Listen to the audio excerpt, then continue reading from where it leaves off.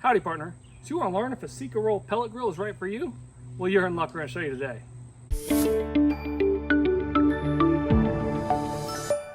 Today, we're going to give a quick overview of this CECAROL portable tabletop pellet grill. Our friends over at CECAROL reached out and they asked if they could send us this pellet grill to go ahead and do a review on. So that's what we're going to do today. Going to tell you a little bit about it and then do a quick cook of some chicken to see how it stacks up. So this grill is a relatively portable grill.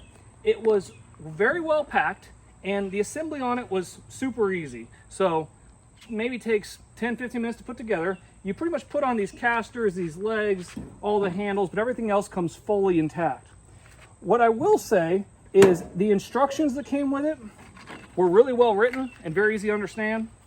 It came with spare screws in case you needed them, and it came with a temperature probe.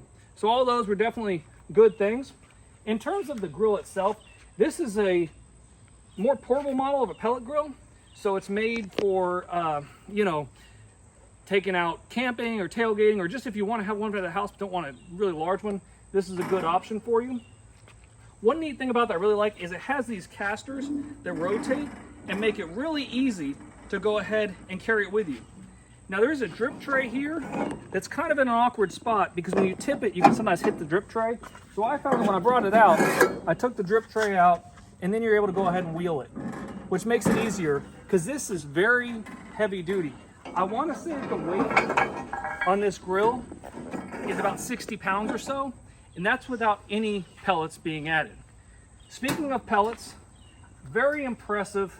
You look deep inside. This is a 13-pound pellet hopper, I believe. Very, very large for this size grill. I'm guessing that this will cook all day long on that level of the size of the hopper.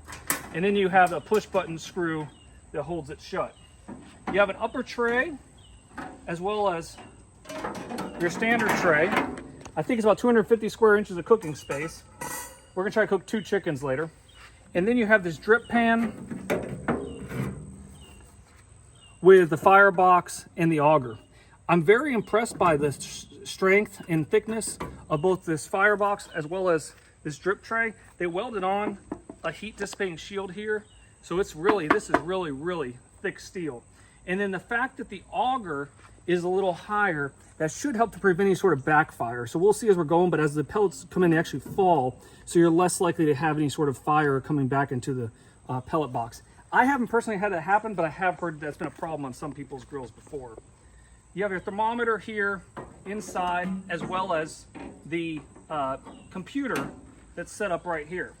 So assembly is super easy. You just go ahead and slap this back together. And like I said, it feels pretty well built. We'll see how it does. Hopefully it can cook at a nice steady pace and keep it kind of good. You do have handles on both sides if you want to carry it. And then that drip tray should catch the fat and whatnot as you're cooking. So all in all, pretty straightforward. You got a power button that illuminates in blue, although it's kind of hard to see out here in the sunlight. And then this temperature dial allows you to dial in temperature every 25 degrees. So you can go anywhere from smoke, which I think is 180 to 200, but this we can do to start it off, all the way up to high, which is 400.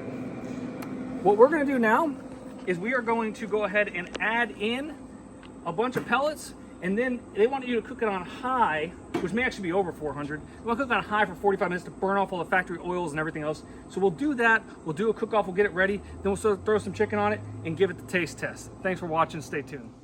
Okay, well, we finished the initial burn off to get all the factory oils and everything off of it. To kind of run through the size dimensions of this, without the handles, which are removable, it's about 24 inches wide. If you add in the handles, we're probably looking at about 31. Just over 15 inches tall, maybe 16 inches tall. The box is 16 deep, you add the handle, you're at about 20 inches, 21 inches deep. So those are the dimensions. It did a great job of maintaining a very level temperature during that initial cook. We were aiming for 450, which is the max, and it stayed within about 10 to 15 degrees of that 450, give or take. So it did a good job at the high temperature of keeping on. Now what we're gonna do is we're gonna turn it on and set it to the smoke setting. We're already at 160 because it was just warming up and cooking and everything. And we're gonna make some chicken.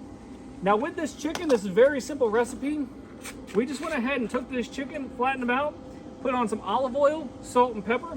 And what we're gonna do is we're gonna do them on smoke setting, which is about 180, 200, but you could do it up to about 225 for the first 20 minutes or so. And then after that, we're gonna cook at 250 for about another 3 hours. So these chickens are really, really big. They're over 6 pounds a piece, so they're really big chickens. So I'm gonna put one here, and I'm gonna put nice and flat. Now this top grate is removable if you wanted to remove it, so you could do that to make more room.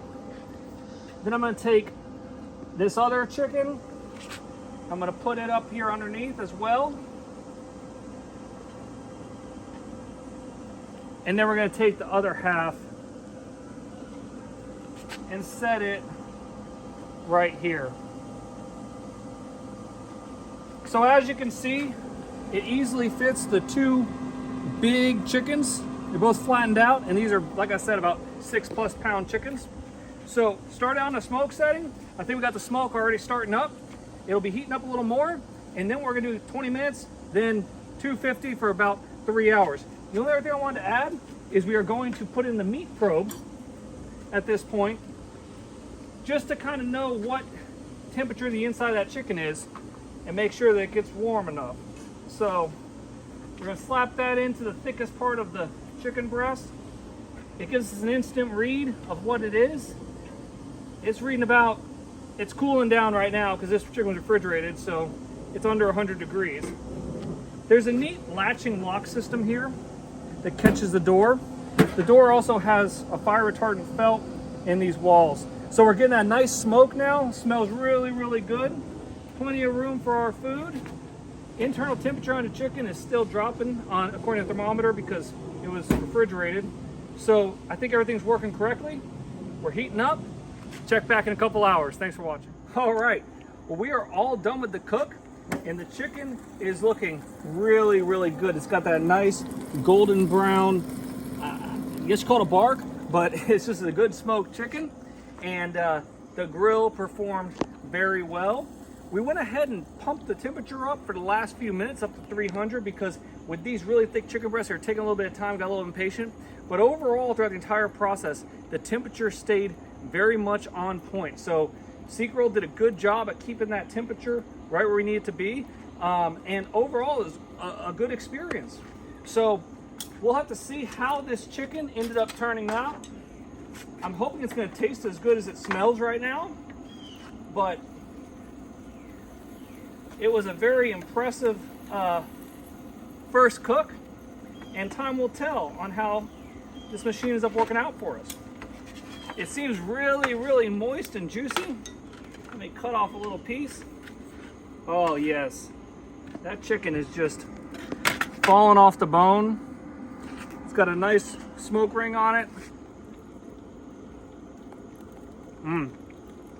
Good flavor. Well, thanks for tuning in to Mr. Greg's How To. Be sure to like, comment, and subscribe. And remember, all these videos, if I can do it, you can too. Thanks for watching.